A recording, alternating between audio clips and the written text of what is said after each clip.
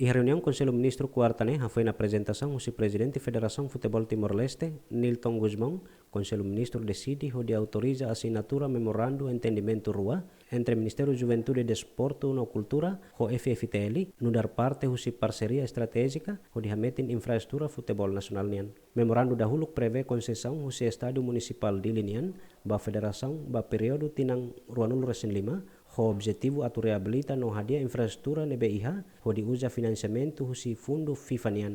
Nunemos memorando da RUAC estabelece parceria ba desenho, construção, desenvolvimento, gestão na manutenção ba estádio futebol fong nebe hari ia cidade dili. Além de ia soromutu nemos, Conselho Ministro decide ho aprova lançamento projeto piloto ida nebe propõe husi Ministro Obras Públicas Samuel Marçal ba construção rede eletricidade subterrânea e a parte entre Ponte BJ Habibie no Becora. Inisiativa idene hakarak atu moderniza infraestrutura elétrica sira nebe existe hadia fornecimento energia nian no hamenus risco sira nebe relaciona ho redes elétricas e haleten liu-liu ia situação udan aning no railakan ka asidentes. Ada itu Simenes, Bemida Simenes GMN.